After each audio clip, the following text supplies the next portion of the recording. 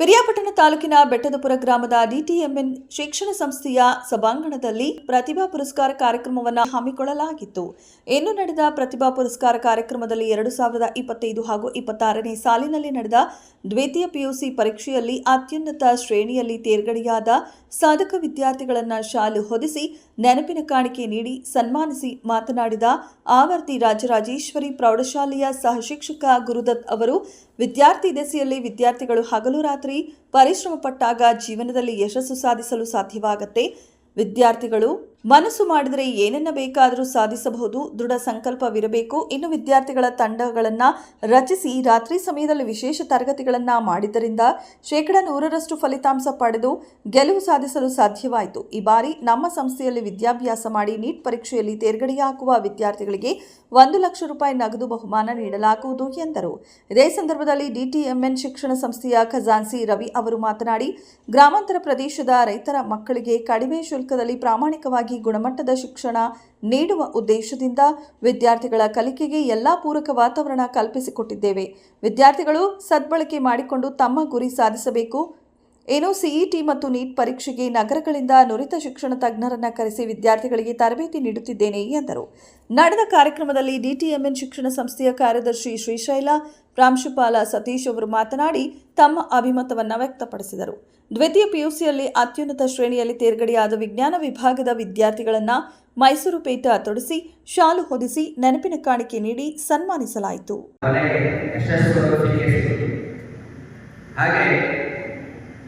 ಮನಸ್ಸನ್ನು ಮಾಡಿದ್ರೆ ಏನು ಬೇಕಾದ್ರೂ ಸಾಧನೆ ಮಾಡಬಹುದು. Everything is possible, nothing is impossible ಅಂತ ಹೇಳಿ. ಸೊ ಈ ಒಂದು ಕಾರ್ಯಗಳನ್ನೆಲ್ಲ ನಿಜವಾಗಿ ಒಂದು ಅಭೂತಪೂರ್ವ ಫಲಿತಾಂಶವನ್ನು ಮಾಡಬಹುದು. ಇಷ್ಟು ವರ್ಷ ತಾಲೂಕು ವಿಭಾಗದಲ್ಲಿ ಪ್ರಥಮ ದ್ವಿತೀಯ ಸ್ಥಾನವನ್ನು ಪಡಿತಾ ಇದೆ. ಇಲ್ಲಿ ಈ ಸಲ ಪ್ರಥಮ ದ್ವಿತೀಯ ಸ್ಥಾನ ಮಿಸ್ ಆಗಿದೆ. ಮುಂದಿನ ಸಲ ಇಲ್ಲಿ ಕುಳಿತಿರುವಂತಹ ಪ್ರಥಮ ಪಿಯುಸಿಯಿಂದ ಬಂದು ದ್ವಿತೀಯ ಪಿಯುಸಿಯಲ್ಲಿ ವಾಸ ಮಾಡಿದಂತಹ ಮಕ್ಕಳು ಆ ಕನಸನ್ನು ಈಡೇರಿಸಿದ್ದಾರೆ ಅನ್ನೋ ಭರವಸೆ ಇದೆ.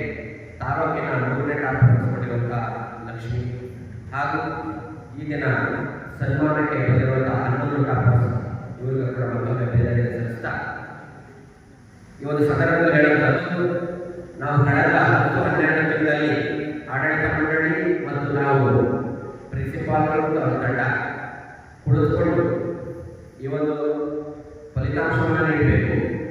100ಕ್ಕೆ 100ರಷ್ಟು ಫಲಿತಾಂಶ ಕೊಡಲೇಬೇಕು. ಜೊತೆಗೆ ಒಳ್ಳೆಯ ಕೋಚಿಂಗ್ ಅಕಾಡೆಮಿಯಿಂದ ನಮ್ಮ ಮಕ್ಕಳಿಗೆ ಸಿಇಟಿ ನೀಟ್ ಕೋಚಿಂಗ್ ಕೊಡಿಸಬೇಕು ಅನ್ನೋ ಒಂದು ತೀರ್ಮಾನವನ್ನು ಆಕ್ಷನ್ ಪ್ಲಾನ್ ಕ್ರಿಯಾ ಯೋಜನೆಯಿಂದ ನಾವು ಹಾಕೊಂಡಂತಹ ಫಲ, ಆ ಕ್ರಿಯಾ ಯೋಜನೆ ಫಲ ಇವತ್ತು ನಮಗೆ ಸಿಕ್ಕಿದೆ. ಮತ್ತೆ ಇದರಿಂದ ನಾವು ನೀವೆಲ್ಲರೂ ಪಾಠ ಕಲಿಬೇಕು. ಏನು ಕಲಿಬೇಕು ಅಂತ ಹೇಳಿದ್ರೆ, ಯಾವುದೇ ಒಂದು ಕೆಲಸ ಯಶಸ್ಸಾಗಬೇಕು ಅಂತ ಹೇಳಿದ್ರೆ there should be a action plan. ಆ ಕ್ರಿಯಾ ಎಲ್ಲ ಹಳ್ಳಿ ಮಕ್ಕಳಿದ್ದೀರಾ, ರೈತರ ಮಕ್ಕಳಿದ್ದೀರಾ, ಅತ್ಯಂತ ಕಡಿಮೆ ಶುಲ್ಕದಲ್ಲಿ ನಾವು ಆದಷ್ಟು ನಿಮಗೆ ಬೇಕಾದಂಥ ಸವಲತ್ತುಗಳನ್ನು ಪ್ರಾಮಾಣಿಕವಾಗಿ ಒದಗಿಸ್ತಾ ಇದ್ದೀವಿ. ಬರೀ ಮೈಸೂರು ಮಾತಾಡ್ತಾ ಇಲ್ಲ ಮಕ್ಕಳು, ನಾನು ಪ್ರಾಮಾಣಿಕವಾಗಿ ಹೇಳ್ತಾ ಇದ್ದೀವಿ. ನಿಮಗೆ ಏನು ಬೇಕೋ ಸವಲತ್ತನ್ನು ನಾವು ಆತ್ಮಸಂತೋಷದಿಂದ ಮಾಡೋ ಒಂದು ಆಸೆಯನ್ನು ಇಟ್ಕೊಂಡು ಮಾಡ್ತಾ ಇರ್ತಕ್ಕಂಥದ್ದು. ಮೆಚ್ಚುಗೆಗೂ ಅಲ್ಲ, ಫೀಸ್ಗೂ ಅಲ್ಲ, ದುಡ್ಡುಗೂ ಅಲ್ಲ. ಇದು ಮಾತ್ರ ನಿಜವಾಗ ನಮ್ಮ ಹಳ್ಳಿ ಮಕ್ಕಳಿಗೆ ಏನಾದ್ರು ಕೊಡಬೇಕು ಅಂತ ಆಸೆ ಇಟ್ಕೊಂಡು ಮಾಡ್ತಾ ಇರ್ತಕ್ಕಂಥ ಒಂದು ಸಂಸ್ಥೆ ಇದೆ. ಅದನ್ನು ದಯವಿಟ್ಟು ಎಲ್ಲರೂ ಸದ್ಬಳಕೆ ಮಾಡ್ತಾರೆ. ಆಗ ನಮಗೊಂದು ಕಡೆ ಎಲ್ಲ ಖುಷಿ ಆಗುತ್ತೆ. ಪರವಾಗಿಲ್ಲಪ್ಪ, ನಾವು ಮಾಡ್ತಿರೋದು ನಮ್ಮ ಮಕ್ಕಳಿಗೆ ಉಪಯೋಗ ಆಗ್ತಾ ಇದೆ.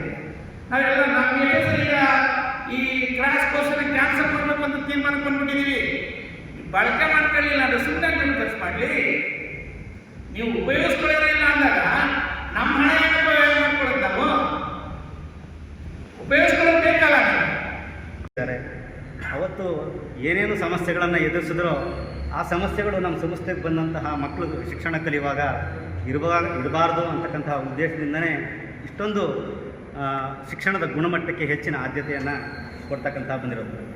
ಪ್ರಾಥಮಿಕ ವಿಭಾಗದಿಂದ ಹಿಡಿದು PU ಕಾಲೇಜ್ವರೆಗೂ ಕೂಡ ಎಲ್ಲ ಹಂತಗಳಲ್ಲಿ ಉತ್ತಮ ಗುಣಮಟ್ಟದ ಶಿಕ್ಷಕರು ಮತ್ತು ಆ ಬೋಧನೆಯನ್ನು ಮಾಡಬೇಕಾದ್ರೆ ಅವ್ರಿಗೆ ಬೇಕಾದಂತಹ ಸೌಲಭ್ಯಗಳು ಎಲ್ಲವನ್ನು ಕೂಡ ಅಚ್ಚುಕಟ್ಟಾಗಿ ಸಂಸ್ಥೆ ನೀಡ್ತಾ ಬರ್ತಾ ಇದೆ. ನಿಮಗೆ ಏನೇ ಸೌಲಭ್ಯಗಳು ಬೇಕು ಅಂದರೂ ಕೂಡ ಅದರಲ್ಲಿ ಯಾರೂ ಕೂಡ ರಾಜಿ ಆಗ್ತಕ್ಕಂಥ ಮಾತೇ ಇಲ್ಲ. ಅದರಲ್ಲೂ ನಮ್ಮ ಅಧ್ಯಕ್ಷರು ಮತ್ತು ರವಿ ಸರ್, ಗುರು ಸರ್ ಇವರು ಯಾವಾಗಲೂ ಕೂಡ ಹೊಸದನ್ನು ಮೊದಲು ತಂದು ಇಲ್ಲಿ ನಾವು ಮಕ್ಕಳಿಗೆ ಹೆಚ್ಚು ಅಡ್ವಾನ್ಸ್ ಆಗಿ ಏನು ಸಿಟಿಗಳಲ್ಲಿ ಅಥವಾ ಉನ್ನತ ನಗರಗಳಲ್ಲಿ ಇರ್ತಕ್ಕಂತಹ ಸೌಲಭ್ಯಗಳೇನಿದವೋ ಅವುಗಳು ಅಲ್ಲಿ ಇಂಪ್ಲಿಮೆಂಟ್ ಆಗೋಕ್ಕಿಂತ ಮುಂಚೆ ನಾವು ಇಲ್ಲಿ ಇಂಪ್ಲಿಮೆಂಟ್ ಮಾಡಬೇಕು ಅಂತಕ್ಕಂಥ ಆಲೋಚನೆಯನ್ನು ಮಾಡ್ತಾ ಇರ್ತಾರೆ. ಅದರ ಬಗ್ಗೆನೇ ಹೆಚ್ಚು ಯಾವಾಗಲೂ ಕೂಡ ಇನ್ನೊಂದು ಬಹಳ ಪ್ರಮುಖವಾದಂಥದ್ದೇನು ಅಂತಂದರೆ, ನಿಮಗೆ ಮಾತ್ರ ಕಲಿಸ್ತಾ ಇರ್ತಾರೆ, ನಿಮಗೆ ಮಾತ್ರ ಮೌಲ್ಯಮಾಪನ ಮಾಡ್ತಾ ಇರ್ತಾರೆ ಅಂತ ತಿಳ್ಕೋಬಾರ್ದು. ನಿಮಗಿಂತ ಹೆಚ್ಚು ಅವರು ಹೆಚ್ಚು ಆಲೋಚನಾ ಕ್ರಿಯಾಶೀಲರಾಗಿ ವರ್ತಿಸ್ತಿರ್ತಾರೆ. ಮತ್ತು ಶಿಕ್ಷಕರುಗಳಿಗೆ ಏನೇನು ಕಾಲಕಾಲಕ್ಕೆ ಮಾರ್ಗದರ್ಶನ ಮಾಡಬೇಕು, ಪ್ರತಿ ವಾರ, ಪ್ರತಿ ತಿಂಗಳು, ವರ್ಷಪೂರ್ತಿ ಅವ್ರನ್ನೂ ಕೂಡ ಮೌಲ್ಯಮಾಪನಕ್ಕೆ ಒಳಪಡಿಸಿ ಅವರಲ್ಲಿರ್ತಕ್ಕಂಥ ಲೋಪದೋಷಗಳನ್ನು ಸರಿಪಡಿಸ್ತಾ ಪ್ರತಿ ಹಂತದಲ್ಲೂ ಕೂಡ ನಮ್ಮ ಫಲಿತಾಂಶ ಇರ್ಬೋದು ಅಥವಾ ಶಿಕ್ಷಣದ ಗುಣಮಟ್ಟ ಇರ್ಬೋದು, ಇವುಗಳೆಲ್ಲವನ್ನೂ ಕೂಡ ನಾವು ಪಾರದರ್ಶಕವಾಗಿ ಕೊಡಬೇಕು ಅಂತಕ್ಕಂಥ ಧ್ಯೇಯವನ್ನು ಇಟ್ಕೊಂಡಿರೋದ್ರಿಂದ ಈ ಯಶಸ್ಸನ್ನು ಸಾಧಿಸೋದಕ್ಕೆ ಸಾಧ್ಯ ಅಂತ ಹೇಳ್ತಾ, ಮತ್ತು ಈ ಸಂಸ್ಥೆ ಎಂಬ ಒಂದು ನಿಗದಿಗೂ ಕೂಡ ನಾವು ಉದಾಹರಣೆ ಅಂತ ಹೋಗ್ತೀವಿ. ಜೊತೆಗೆ ವಿಷಯವನ್ನು ನಾವು ನೋಡಿದಾಗ ವ್ಯವಹಾರ ಅಧ್ಯಯನದಲ್ಲಿ ಸುಮಾರು 9 ವಿದ್ಯಾರ್ಥಿಗಳು 100ಕ್ಕೆ 100 ಅಂಕಗಳನ್ನು ಪಡ್ಕೊಂಡಿದ್ರೆ, ಕನ್ನಡ ವಿಷಯದಲ್ಲಿ ಸುಮಾರು 6 ವಿದ್ಯಾರ್ಥಿಗಳು 100ಕ್ಕೆ 100 ಅಂಕಗಳನ್ನು ಪಡ್ಕೊಂಡಿದ್ದಾರೆ. ಗಣಿತ ಶಾಸ್ತ್ರ ವಿಚಾರದಲ್ಲಿ ಸುಮಾರು 5 ವಿದ್ಯಾರ್ಥಿಗಳು 100ಕ್ಕೆ 100 ಅಂಕಗಳನ್ನು ಪಡ್ಕೊಂಡಿದ್ದಾರೆ. ಅರ್ಥಶಾಸ್ತ್ರ ವಿಚಾರದಲ್ಲಿ 2 ವಿದ್ಯಾರ್ಥಿಗಳು, ಗಣಕ ವಿಜ್ಞಾನ ವಿಚಾರದಲ್ಲಿ 1 ವಿದ್ಯಾರ್ಥಿಯು ವಿಷಯವಾದ 100ಕ್ಕೆ 100 ಅಂಕಗಳನ್ನು ಪಡ್ಕೊಂಡಿರುವ ಕಾಣ್ತಾ ಹೋಗ್ತೀವಿ. ಇನ್ನು ವಿಜ್ಞಾನ ವಿಭಾಗಕ್ಕೆ ಬಂದಾಗ ವಿಜ್ಞಾನ ವಿಭಾಗದಲ್ಲಿ